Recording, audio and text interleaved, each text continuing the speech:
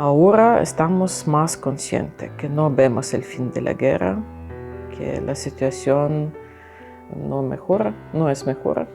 Ahora tenemos que organizar nuestra vida, no en Ucrania.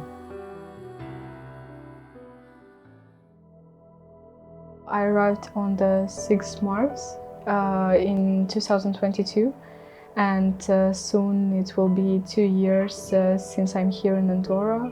Well, at first it was really hard, because at first when I arrived in Andorra, I didn't want to stay here. I didn't want to accept the fact that I need to stay here. But now it is better. I'm used to it for now, and I can say that now I have two native countries, because now I have family and friends in Ukraine, and I have family and friends in Andorra. Actualment a Immigració hi ha 285 permisos actius de persones refugiades ucranianes. El màxim objectiu de l'àrea de polítiques d'igualtat i del servei d'atenció a les persones refugiades és l'autonomia d'aquestes persones. Llavors, el primer que vam fer va ser ajudar-los a buscar feina, tot el tema d'alfabetització, que aprenguin català, si no és complicat, perquè es puguin integrar, el tema de l'escolarització i el tema de buscar allotjament. És una mica diferent per cadascú.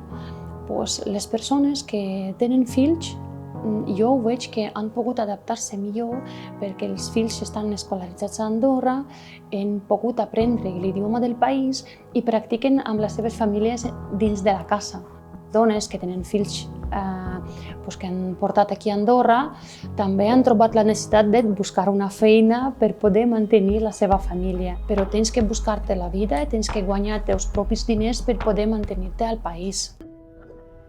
Després, hi ha una franca de les persones que són majors d'edat i aquestes persones depenen o del govern o dels familiars amb qui viuen. I aquestes persones ho veig una mica menys adaptats. Després hi ha una franja petita de persones que poden treballar des de la seva casa i fent la seva feina online i continuen treballant, per exemple, per Ucraïna. I també es poden mantenir a aquest país gràcies a la feina que fan per internet. Yo doy clases a los pequeños, a los adultos. Es mi formación. Yo trabajo como la profesora hace 23 años. Es muy importante para mí trabajar con mi profesión. La gent no ha vingut aquí perquè eren pobres allí. Han vingut per la guerra. Hem trobat una primera solució, que és prorrogar aquesta durada d'aquest sojorn durant 6 mesos més, una durada que ens ha de permetre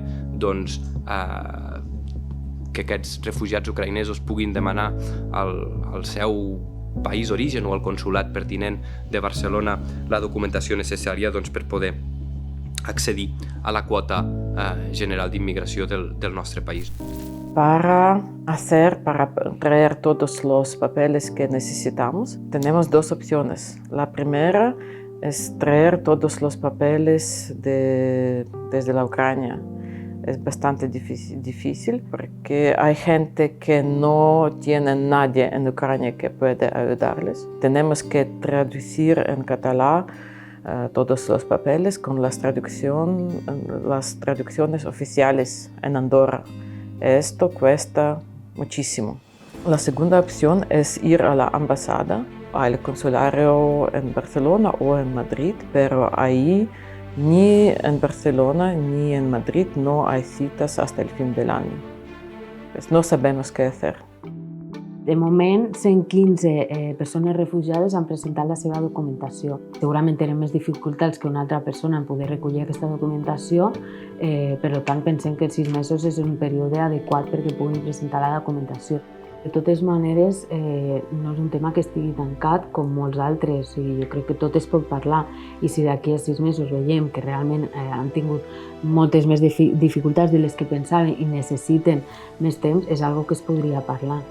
Jo vull veure la meva gent feliç i també sempre aportant alguna cosa a Andorra i compartir i vivir a una comunitat ajudant una a l'altra.